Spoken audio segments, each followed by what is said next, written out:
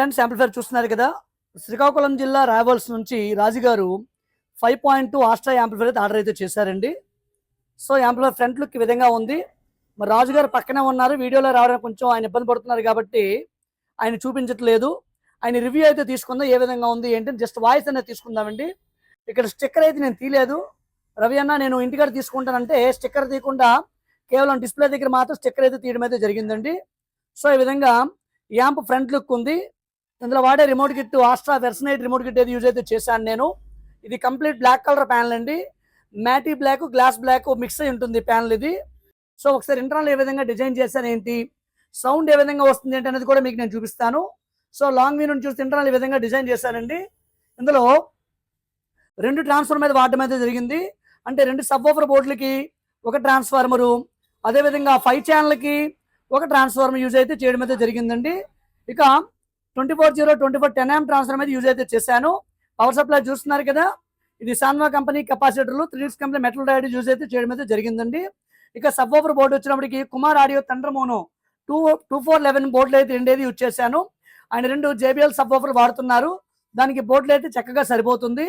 ఇది రెగ్యులర్గా యూజ్ చేసే సప్రయాం బోర్డు, ఇది రెగ్యులర్గా మనం చెప్పుకునే స్పీకర్ ప్రొడక్షన్ బోర్డు 8 ఛానల్ అండి ఇది. ఇక మొదటిసారిగా మనం జీటెక్ కంపెనీ 5 ఛానల్ బోర్డు అయితే 7294 బోర్డు అయితే యూజ్ చేస్తున్నామండి.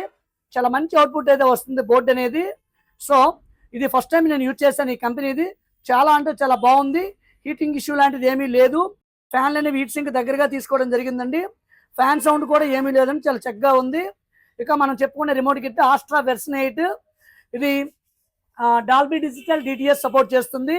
HDMI ARC optical coaxial inputs ఉంటాయి, డిజిటల్ ఇన్పుట్స్. వీటి నుంచి మనం కనెక్ట్ చేసి ప్రాపర్ కంటెంట్ ప్లే చేస్తే డాల్బీ డిజిటల్ DTS అనేది వస్తుందండి. దీనికి USB ఆప్షన్ ఉంటుంది, అదేవిధంగా బ్లూటూత్ ఆప్షన్ ఉంటుంది. దీని నుంచి ఫ్లాగ్ సాంగ్స్ అనేవి చక్కగా ప్లే అవుతాయండి. ఫ్రెండ్స్ చూస్తున్నారు కదా, రాజుగారి యాంప్లిఫైర్ బ్యాక్ సైడ్ ఈ విధంగా ఉందండి. ఒకసారి కనెక్షన్ పాయింట్ కోసం చెప్పుకుందాము. రేపొద్దున యాంప్లిఫైర్ కనెక్ట్ చేస్తే ఆయనకు కూడా ఈ వీడియో చూస్తూ చేసుకోవచ్చు. First remote kit back side coax in ఉంటుంది, ఆప్టికల్ ఇన్ ఉంటుంది, HDMI ఇన్ ఉంటుంది. నేనైతే ఆప్టికల్ని నేను సజెస్ట్ చేస్తానండి. ఆప్టికల్ నుంచి చక్కగా వాడుకుంటే డాల్బీ డిజిటల్ DTS చాలా చక్కగా వస్తుంది.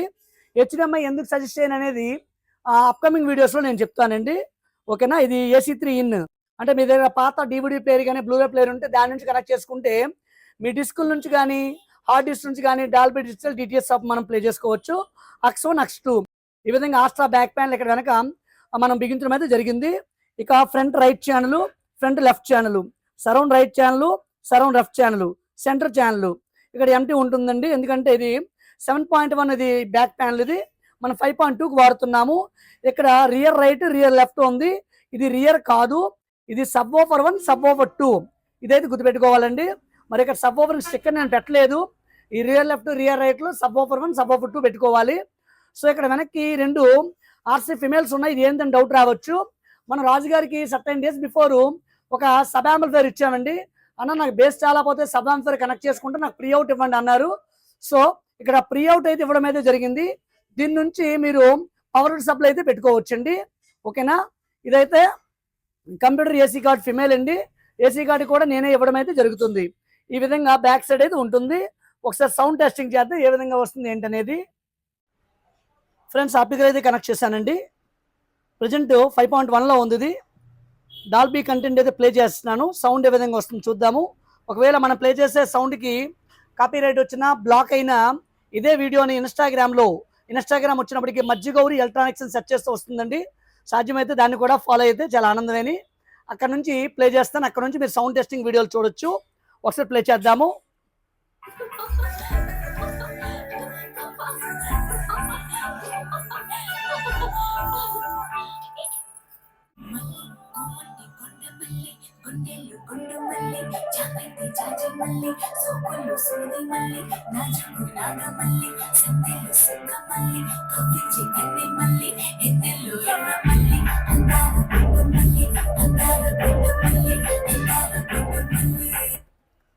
సెట్ మీరు ఫిజికల్ గా చూసారు, నాయిస్ చెక్ చేయమని చెప్పి అన్నాను.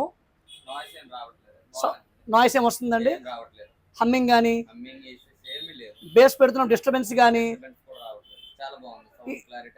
ఈ డాల్బీ DTS ట్రాక్ ప్లే అవ్వడము మీకు ఇబ్బంది ఏమైనా ఉందండి సెట్ వల్ల? ఎటువంటి ఇబ్బంది లేదు, చాలా బాగుంది సార్. మీరు సాటిస్ఫై కదా? సాటిస్ఫై. సో ఫ్రెండ్స్ చూశారు కదా, రాజు గారు కెమెరా ముందు రావడానికి ఇబ్బంది పడుతున్నారు కాబట్టి పక్క నుంచి అయితే తెప్పించానండి.